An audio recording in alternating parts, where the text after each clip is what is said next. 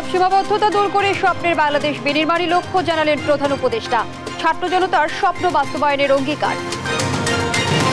শিগগিরই গণহত্যার আলামত সংগ্রহে নামবে আন্তর্জাতিক অপরাধ ট্রাইব্যুনাল। নেওয়া হবে শেখ হাসিনাকে দেশে ফেরানোর উদ্যোগ।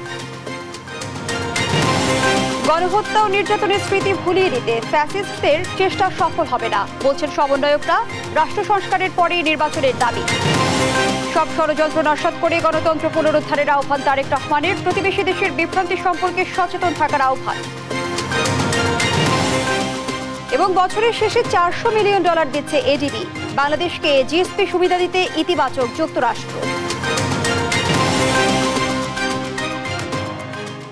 সংবাদপত্রে দেখছিলেন একেএস টিএমটি বার সংবাদ শিরোনাম, সাথে আছি আমি ফারনাজ জুই। এবারে বিস্তারিত। যে স্বপ্নের বাংলাদেশের জন্য ছাত্র জনতা প্রাণ দিয়েছে তা বাস্তবায়নের আগে দমে না যাওয়ার অঙ্গীকার করতে আহ্বান জানান প্রধান উপদেষ্টা ডক্টর মোহাম্মদ ইউনূস। রাজধানীর তেজগাঁয়ে প্রধান উপদেষ্টার কার্যালয়ে শাপলা হলে অন্তর্বর্তীকালীন সরকারের 1 মাস পূর্তি উপলক্ষে বৈষম্য বিরোধী ছাত্র আন্দোলনের প্রায় 150 সমন্বয়ক ও ছাত্র নেতাদের সঙ্গে মত বিনিময় সভায় এ আহ্বান জানান সরকার প্রধান। বিস্তারিত শামীমা আক্তারের প্রতিবেদনে। আওয়ামী লীগ সরকার পতনের পর দায়িত্ব নেওয়া অন্তর্বর্তী সরকারের 1 মাস পূর্তি উপলক্ষে শিক্ষার্থীদের সঙ্গে মতবিনিময় সভা করেন প্রধান উপদেষ্টা ডক্টর মোহাম্মদ ইউনূস। প্রধান উপদেষ্টা কার্যালয়ের শাপলা হলে আয়োজিত সভায় যোগ দেয় সারা দেশ থেকে আসা বৈষম্য বিরোধী ছাত্র আন্দোলনের সমন্বয়ক ও গুরুত্বপূর্ণ নেতৃত্ব দেয়া 150 শতাধিক শিক্ষার্থী। তবে এই সভায় ছিলেন না পরিচিত মুখ হাসনাত আব্দুল্লাহ ও সার্জিস আলম। এ সভায় শিক্ষার্থীরাও বক্তব্য দেওয়ার সুযোগ পান। নতুন বাংলাদেশের চেহারা কেমন হবে তা জানতে চান তারা। মব জাস্টিস নিয়ন্ত্রণ না করা গেলে এটি যদি সমাজের বিভিন্ন জায়গায় ছড়িয়ে যায় এবং এই কোনো কুচক্রী মহল কিন্তু আমাদের এই দুরবস্থার সুযোগ নিয়ে তারা অবশ্যই আমাদের ভেতরে প্রবেশ করে আমাদের এই ঐক্য নষ্ট করার চেষ্টা করবে। শিক্ষক সেই মতাদর্শ থাকবে শুধুমাত্র চায়ের চুমুকে। যখন একটা ছাত্র একজন শিক্ষক ক্লাসে পাঠদান দিতে আসবে, সে শুধুই থাকবে শিক্ষক, সে শুধুই ছাত্র। কোনো ট্যাগধারী ছাত্র এবং শিক্ষককে আমরা ক্যাম্পাসে দেখতে চাই না। ধর্মকে ব্যবহার করে যে রাজনৈতিক ব্যাপার, সেটাকে বন্ধ করতে হবে। যে রক্ত ঝরেছে সেটা ঋণ শোধ করার দায় এখন আমাদের কাঁধে। আমরা একটি মহান ঐতিহাসিক দায়িত্ব পেয়েছি, আমাদের এই দায়িত্ব পালনে ঐক্যবদ্ধ থাকতে হবে। এর আগে প্রায় 20 মিনিট কথা বলেন ডক্টর মোহাম্মদ ইউনূস। আন্দোলনের শহীদদের কথা স্মরণ করতে গিয়ে কণ্ঠ ভারী হয়ে আসে তার। ছাত্র জনতার স্বপ্নের বাংলাদেশ বিনির্মাণে আরো অগ্রগামী ভূমিকা রাখার আহ্বান জানান প্রফেসর ইউনূস। স্বপ্নের জন্য যারা প্রাণ দিয়েছে সেই স্বপ্নকে আমরা বাস্তবায়ন করব। এটার থেকে আমাদের বেরিয়ে যাওয়ার কোনো উপায়। আমাদের যোগ্যতা না থাকতে পারে, আমাদের ক্ষমতা না থাকতে পারে, কিন্তু আমাদের প্রতিজ্ঞা রইল। বিকেলে ফরেন সার্ভিস একাডেমিতে মতবিনিময় সভা নিয়ে ব্রিফিং করেন প্রধান উপদেষ্টার বিশেষ সহকারী মাহফুজ আলম। তিনি জানান, ছাত্রদের প্রশ্নের উত্তরে প্রতিবেশী দেশ ভারতের সঙ্গে সরকারের দৃষ্টিভঙ্গি তুলে ধরেন প্রধান উপদেষ্টা। স্যার বারবার বলেছেন যে ভারতের সাথে আমাদের সুসম্পর্ক দরকার, কিন্তু সেটা হবে ন্যায্যতার ভিত্তিতে এবং সমতার ভিত্তিতে। 22 সেপ্টেম্বর থেকে ঢাকা বিশ্ববিদ্যালয়ের শিক্ষা কার্যক্রম পূর্ণাঙ্গভাবে চালু হবে বলে জানান মাহফুজ আলম। এ সময় ক্যাম্পাসে ছাত্র রাজনীতি কেমন হবে সে বিষয়ে উপদেষ্টার মতামত তুলে ধরেন বিশেষ সহকারী। স্বৈরাচার অথবা ফ্যাসিস্ট সরকারের সাথে দালালি, দোসর হিসেবে দালাল অথবা দোসর হিসেবে কাজ করেছেন, তাদেরকে জনগণ তাদের বিচার করবে না, মব তাদের বিচার করবে না, বরং তাদেরকে আইনের আওতায় আইনের হাতে সোপর্দ করতে হবে। দেশে কোনো ধরনের মব জাস্টিস এই সরকার সমর্থন করে না বলেও জানান তিনি। শামীমা আক্তার, দেশ টিভি, ঢাকা।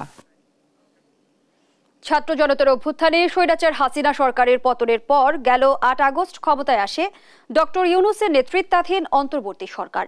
নানামুখী চ্যালেঞ্জ মোকাবেলা করে 1 মাসে কতটুকু সফল ডক্টর ইউনূস তা নিয়ে জনগণের মধ্যে রয়েছে কৌতূহল। বিশ্লেষকরা বলছেন, 1 মাস খুব বেশি সময় না হলেও কার্যকর পদক্ষেপ এবং পরিকল্পনা অনুযায়ী সঠিক পথেই চলছে রাষ্ট্র। তবে সামনে অনেক চ্যালেঞ্জ রয়েছে। মাসহারুল ইসলামের বিশেষ রিপোর্ট। 5 আগস্ট এক নতুন বাংলাদেশের দেখা পায় বিশ্ব। হাজারো ছাত্র জনতার জীবনের বিনিময়ে কর্তৃত্ববাদী শাসনমুক্ত হয় বাংলাদেশ। তার মাত্র 3 দিনের মাথায় দায়িত্ব পায় ডক্টর মোহাম্মদ ইউনূসের নেতৃত্বাধীন সরকার। নানামুখী শঙ্কা ও ষড়যন্ত্র সামলে দেশকে স্থিতিশীল করতে সচেষ্ট ডক্টর ইউনূস। ভেঙে পড়া অর্থনীতি সচলের জন্য নানামুখী সিদ্ধান্ত নিয়েছে সরকার। এরই মধ্যে ভেঙে দেওয়া হয়েছে দুর্বল ও দুর্নীতিগ্রস্ত ব্যাংকগুলোর পরিচালনা পর্ষদ। ডলারের সরবরাহ বৃদ্ধি এবং রেমিটেন্স বৃদ্ধির জন্য কাজ করছে একাধিক কমিটি। গত 1 মাসে এই অন্তর্বর্তী সরকার তারা বেশ কিছু গুরুত্বপূর্ণ পদক্ষেপ গ্রহণ করেছে। এর মধ্যে এই পুরো ব্যাংক খাতটাকে ঢেলে সাজানোর জন্য এবং খাতের যে সুশাসন প্রতিষ্ঠা সেটার জন্য এই কয়েকটি দুর্বল ব্যাংকের পরিচালনা পর্ষদের পুনর্গঠন, এটা একটা বড় কাজ হয়েছে। আর দ্বিতীয় যে সিদ্ধান্ত গ্রহণ করা হয়েছে সেটি হলো যে ব্যাংকে যে লুটপাট হয়েছে, তো এই টাকাগুলো আসলে বাইরে চলে গেছে, তো সেই টাকাগুলোকে আবার ফেরত নিয়ে আসা এবং এটার জন্য প্রয়োজনে যারা লুট করেছেন তাদের সম্পদ বিক্রি করে হলেও এই আমানতকারীদেরকে এই অর্থ ফেরত দেওয়া।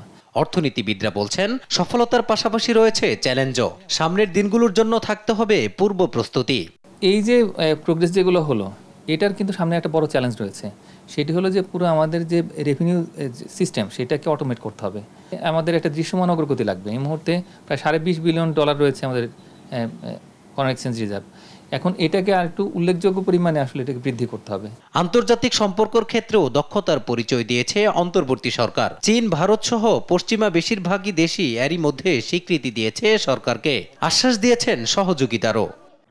একটি দেশের পররাষ্ট্র নীতির সফলতা নিরূপণ করার জন্য 1 মাস খুব অল্প সময়, কিন্তু 1 মাসের মধ্যে ডক্টর ইউনূস বাংলাদেশের নতুন সরকারের গ্রহণযোগ্যতা তৈরিতে চমৎকার ভূমিকা পালন করেছে। বাংলাদেশের স্ট্যান্ড পয়েন্ট সারা বিশ্বের সামনে তুলে ধরেছে। বাংলাদেশে যে ছাত্র জনতার একটি বিপ্লব সাধিত হয়েছে এবং এই দেশ যে পৃথিবীর সব দেশের সাথে সুসম্পর্ক তৈরি করতে চায়, কোন দেশের প্রতি অতিরিক্ত আবেগ কিংবা অতিরিক্ত শত্রুতা নেই বাংলাদেশের, এই বিষয়টি চমৎকারভাবে ফুটিয়ে তুলেছেন ডক্টর ইউনূস এবং নতুন উপদেষ্টা। গেল 1 মাসের ইতিবাচক ও নেতিবাচক অভিজ্ঞতা থেকে শিক্ষা নিয়ে সরকার নতুন উদ্যমে এগিয়ে যাবে একটি বৈষম্যহীন গণতান্ত্রিক বাংলাদেশের পথে, এমনটাই প্রত্যাশা সবার। মাজহারুল ইসলাম, দেশ টিভি, ঢাকা। ফ্যাসিস্টরা চাইবে গণহত্যা ও নির্যাতনের স্মৃতি ভুলিয়ে দিতে, কিন্তু তা করতে দেয়া হবে না। এসব চিত্র আরও ছড়িয়ে দিতে হবে, এমন মন্তব্য করেছেন বৈষম্য বিরোধী ছাত্র আন্দোলনের সমন্বয়ক সার্জিস আলম। আর হাসনাত আব্দুল্লাহ জানিয়েছেন অন্তর্বর্তী সরকারের মাধ্যমে দেখতে চান পরিবর্তন, আর সব খাতে সংস্কার আসার পরেই নির্বাচন দেওয়ার দাবি জানান তিনি। সহকর্মীদের তথ্য ছবিতে আপনপুর রিপোর্ট। দেশব্যাপী সফর শুরু করেছে বৈষম্য বিরোধী ছাত্র আন্দোলন। রোববার 13 সদস্যের দল নিয়ে মুন্সিগঞ্জ যায় সমন্বয়ক সার্জিস আলম। মতবিনিময় করেন আন্দোলনে নিহত ও আহতদের পরিবারের সঙ্গে। বিকেলে সরকারি হরগঙ্গা কলেজ মাঠে মতবিনিময় সভা করেন ছাত্র জনতার সঙ্গে। বলেন সময় এসেছে বৈষম্য বিরোধী ছাত্র আন্দোলনে ছাত্র জনতার আস্থার প্রতিদান দেয়ার। সার্জিস বলেন ফ্যাসিস্টরা চাইবে নির্মম নির্যাতনের স্মৃতি ভুলিয়ে দেয়ার, কিন্তু তা করতে দেয়া হবে না। একই সঙ্গে শহীদদের স্মৃতি ছড়িয়ে দিতে হবে সর্বত্র। এই যে আপনাদের উপরে বাংলাদেশের এত মানুষ এই আস্থাটি রেখেছে, এখন সময় হচ্ছে তাদের আস্থার প্রতিদান দেওয়ার। এদিন দুপুরে চট্টগ্রাম সফরে যায় সমন্বয়ক হাসনাত আব্দুল্লাহর নেতৃত্বে আরেকটি দল। বিকেলে মতবিনিময় সভা করেন লালদিঘি মাঠে। বলেন অন্তর্বর্তী সরকারের মাধ্যমে পরিবর্তন দেখতে চান তারা, আর সব খাতে সংস্কার আসার পরেই নির্বাচন দেওয়ার দাবি জানান হাসনাত। আমরা ক্ষমতাকে প্রশ্ন করব এবং সরকারকে কিভাবে জনমুখী রাখা যায় সেটির জন্য আমরা প্রেসার গ্রুপ হিসাবে কাজ করব। অন্তর্বর্তীকালীন সরকারের মধ্য দিয়ে আমরা পরিবর্তন দেখতে চাই। এই পরিবর্তন যখন আসবে, এই পরিবর্তনটিকে ধরে রাখার জন্য নির্বাচন দিয়ে তখন নির্বাচিত সরকারের হাতে দায়িত্ব তুলে দেওয়া হোক। এর আগে দুপুরে চট্টগ্রাম বিশ্ববিদ্যালয়ের শিক্ষার্থীদের সঙ্গে মতবিনিময় করেন হাসনাত। বলেন এতদিনের ছাত্র রাজনীতি ছিল রাজনৈতিক দলের লেজুর বৃত্তি, আগামীর ছাত্র রাজনীতি নিয়ন্ত্রণ করবে ছাত্ররাই। আপনপু, নিউজ ডেস্ক, দেশ টিভি। এই মুহূর্তে জাতীয় ঐক্যের বিকল্প নেই দাবি করে দেশের মালিকানা জনগণের হাতে ফিরিয়ে দিতে কাজ করতে হবে রাজনৈতিক দলগুলোকে। অন্তর্বর্তী সরকারকে সহযোগিতার আহ্বান জানিয়ে বলেছেন জনগণই সিদ্ধান্ত নেবে দেশ কোন পথে চলবে। গণতান্ত্রিক রাষ্ট্র ব্যবস্থা ফিরিয়ে আনা ছাড়া কেউ অন্য কোনো চিন্তা করে থাকলে তা হতে দেয়া হবে না বলে দাবি গণতন্ত্র মঞ্চের নেতাদের। বিস্তারিত সাইফুল রিপনের প্রতিবেদনে। রাজধানীর ডিআরইউতে অন্তর্বর্তী সরকারের 1 মাস কেমন গেল, কেমন যেতে পারত শীর্ষক আলোচনা সভার আয়োজন করে আমার বাংলাদেশ পার্টি। সার্বভৌমত্ব সংরক্ষণে জনগণের যে ঐক্য, এটাই আমাদের সবচেয়ে বড় সাফল্য। আলোচনায় অংশ নিয়ে ছাত্র জনতার আন্দোলনের শহীদদের রাষ্ট্রীয় মর্যাদা দেওয়ার পাশাপাশি তাদের পরিবারের দায়িত্ব রাষ্ট্রকে নেয়ার দাবি জানান বক্তারা। আর স্বৈরাচারের দোষর উল্লেখ করে জাতীয় পার্টির সমালোচনাও করেন বক্তারা। স্বৈরাচারের সাথে যারা সহযোগী, এই জাতীয় পার্টি একই দোষী দুষ্ট, তারা না থাকতে পারে এতদিন শেখ হাসিনা কন্টিনিউ করতে পারত না। স্পষ্ট করে আমরা বলতে চাই, ছাত্র জনতার আকাঙ্ক্ষা এই রাষ্ট্র হবে গণতান্ত্রিক রাষ্ট্র। অন্য কেউ অন্য কিছু যদি চিন্তা করেন বাংলাদেশে, সেটা বাংলাদেশের মানুষ হবে না। দেশের মানুষের নতুন অভিযাত্রাকে বাধাগ্রস্ত করতে এখনো ভারতের মোদী সরকার তৎপরতা চালাচ্ছে বলেও অভিযোগ করেন নেতারা।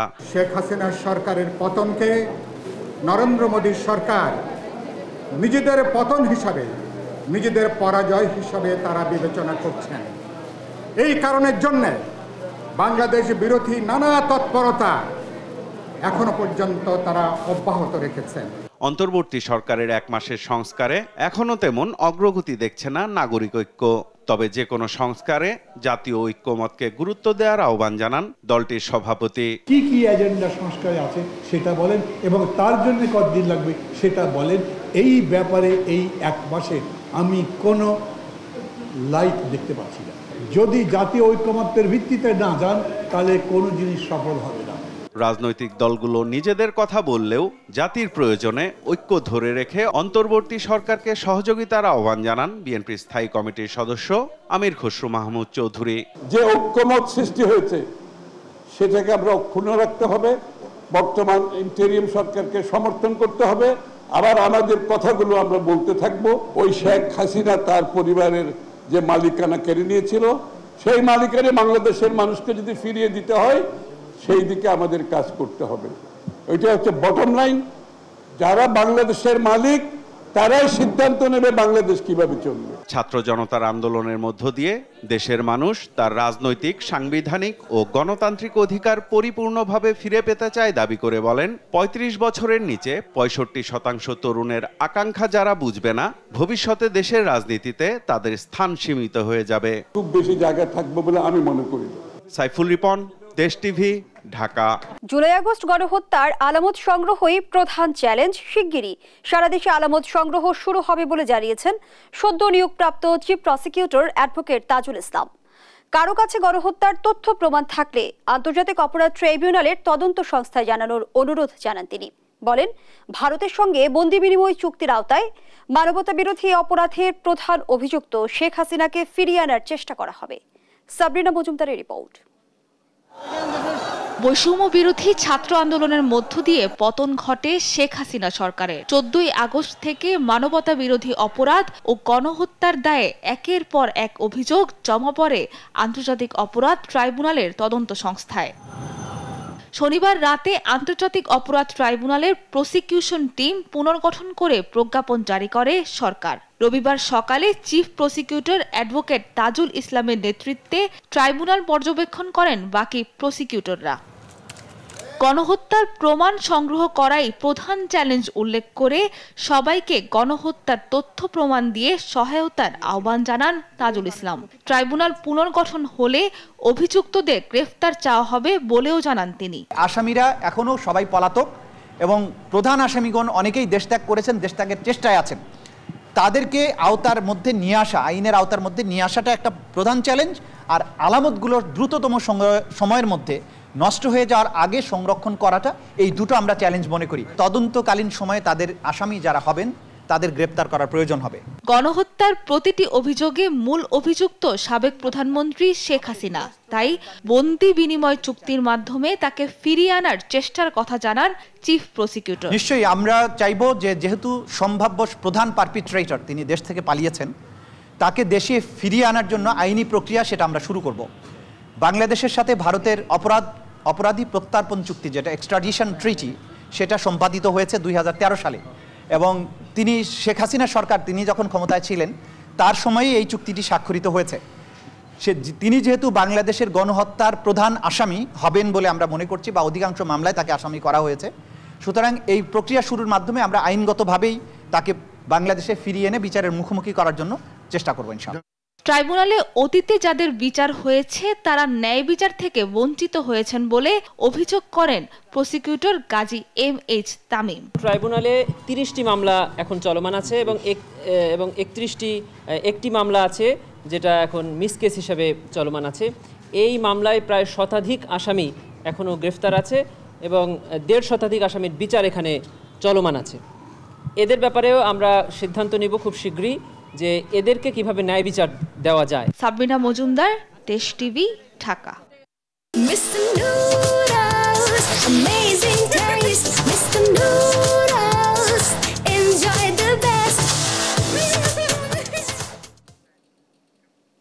গ্রহণযোগ্য ও অংশগ্রহণমূলক নির্বাচনের আয়োজন করলে সরকারকে সহযোগিতা করবে জামায়াত।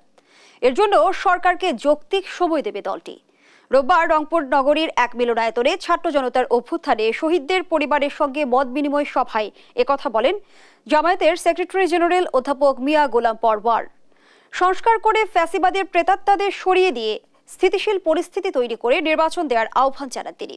এ সময় তিনি তিস্তা মহাপরিকল্পনা বাস্তবায়ন ও তিস্তা পানি চুক্তির উদ্যোগ নিয়ে উত্তরের 2 কোটি মানুষকে খরা বন্যার হাত থেকে মুক্ত করার দাবি জানান। সেক্রেটারি জেনারেল বলেন, জাতীয় সঙ্গীত নিয়ে সাবেক সেনা কর্মকর্তা আমান আজমির মন্তব্যকে জামায়াতের দলীয় মনোভাব বলে ধরে নেওয়া যাবে না। সভা শেষে জামায়াত ইসলামের পক্ষ থেকে 16 শহীদ পরিবারকে 1 লাখ টাকা করে অনুদান দেওয়া হয়। সংস্কারমূলক কাজ রাষ্ট্রের সংবিধানের, নির্বাচন কমিশনের, রাষ্ট্রযন্ত্রের রন্ধে রন্ধে যে দুর্নীতি, দলীয়করণ, আওয়ামী ফ্যাসিবাদের প্রেতাত্মারা বাসাবাড়িতে বসে আছে, ওদেরকে সরিয়ে দিয়ে একটা স্থিতিশীল, একটা স্টেবল দেশ তৈরি করে গ্রহণযোগ্য, অংশগ্রহণমূলক, একটা ক্রেডিবল, পার্টিসিপেটরি, ইনক্লুসিভ একটা নিউট্রাল ইলেকশন, ফেয়ার ইলেকশন দেওয়ার জন্য আপনারা চেষ্টা করেন। জামাত ইসলামী আপনাদের পাশে থাকবে, আমরা সহযোগিতা। এবছরের শেষের দিকে $400 মিলিয়ন ফান্ড দিচ্ছে এডিবি বলে জানিয়েছেন অর্থ ও বাণিজ্য উপদেষ্টা ডক্টর সালেউদ্দিন আহমেদ। এমনকি বাংলাদেশকে জিএসপি সুবিধা দেবার বিষয়ে ইতিবাচক যুক্তরাষ্ট্র বলেও উল্লেখ করেন তিনি। এছাড়া আগামী বছরের জানুয়ারিতেই হবে বাণিজ্য মেলা। বিস্তারিত জান্নাতুল মোহনার প্রতিবেদনে। বোর্ড মিটিং ছিল। দুপুরে সচিবালয়ে এক সভা শেষে বাণিজ্য উপদেষ্টা ডক্টর সালেউদ্দিন আহমেদ জানান, বাজার ব্যবস্থা ধীরে ধীরে ঠিক হচ্ছে, জিনিসপত্রের দাম কমবে, চাঁদাবাজি বন্ধে কাজ করা হচ্ছে এবং কেউ যেন অতি মুনাফা অর্জন করতে না পারে সেই বিষয়ে খেয়াল রাখা হচ্ছে। আলুর কোনো ডিউটি নাই, সব উঠিয়ে দেওয়া হয়েছে, পেঁয়াজেরটা কমিয়ে দিয়েছে। বাজারের ব্যবস্থাপনা রিফ্লেক্ট করতে একটু সময়, বাজার তো এমন নয় আপনি প্রডিউস করেন সাথে সাথে আপনার বাড়িতে গিয়ে উপস্থিত। আমরা যে স্থানীয় প্রশাসনকে বলেছি ওরা যেন আবার বেশি মনিটর করতে গেলে কিন্তু ব্যবসাটা আমরা ব্যাঘাত করতে চাই না, এটা কমবে, ডেফিনেটলি কমবে। এমনকি ব্যাংকিং সেক্টরে যে অস্থিরতা ছিল 1 মাসে তা কমে এসেছে বলে দাবি করেন তিনি। এছাড়া পাচার হওয়া অর্থ ফিরিয়ে আনতে গঠিত হয়েছে টাস্ক ফোর্স, চলছে কাঠামো তৈরির কাজ। যে কিছু ব্যাংক প্রবলেম আছে সেটা বাংলাদেশ ব্যাংক অলরেডি রিঅর্গানাইজ করছে, ভালো লোক বসিয়েছে। এখন লোকজনের তো অভাব, মানে কনফিডেন্সের ঘাটতি হওয়ার কথা না। টাস্ক ফোর্সটা নিয়ে কংক্রিট ইস্যু হয়েছে, আমরা যেটা অবয়বটা আদলটা হয়েছে, ভেতরে কারা আছে সেটা আমরা বলবো না, এখন পরে ঠিক হবে। এরপর জাইকা, এডিবি এবং ঢাকায় নিযুক্ত অস্ট্রেলিয়ার হাই কমিশনারের সাথে পরপর বৈঠক করেন অর্থ উপদেষ্টা। বৈঠক শেষে তিনি জানান, জাইকা এবং এডিবির কাছে তহবিল সহযোগিতা চাওয়া হয়েছে এবং ইতিবাচক সাড়া পাওয়া গেছে। এমনকি ডিসেম্বরের মধ্যে $400 মিলিয়ন ফান্ড দিচ্ছে এডিবি বলেও আশ্বস্ত করেন তিনি। প্রজেক্টগুলো আমরা আলাপ করেছি, যেগুলো কন্টিনিউ করছে সেটা ওরা কন্টিনিউ করবে। আর নতুন নতুন বেশ কথা বলেছি, একটা হলো আমরা ডিজাস্টার ম্যানেজমেন্ট, তাই না, জাপানের সাথে ওরা এক্সপার্ট ডিজাস্টার ম্যানেজমেন্টে ফ্লাড ইস্যু করে ওটা আলাপ করেছি। তারপরে আসলে আমাদের এডিবি তো আপনি জানেন মাল্টিল্যাটারাল বহুজাতিক একটা বিরাট বিষয়, ওদের অনেকগুলো প্রজেক্ট অলরেডি অনগোয়িং, আমাদের ফিজিক্যাল ইনফ্রাস্ট্রাকচার প্রজেক্ট আছে, তাই না, অনেকগুলো বলতে হবে। এবং ওরাও কিছু প্রি ফিজিবিলিটি করছে এবং ভবিষ্যতে কী কী করবে কিছুটা আমরা ইঙ্গিত দিয়েছি তাদেরকে। আঞ্চলিক বাণিজ্যে পরিধি বাড়াতে অস্ট্রেলিয়ার সাথে আলাপ হয়েছে বলেও জানান এ উপদেষ্টা। জান্নাতুল মোহনা, দেশ টিভি, ঢাকা।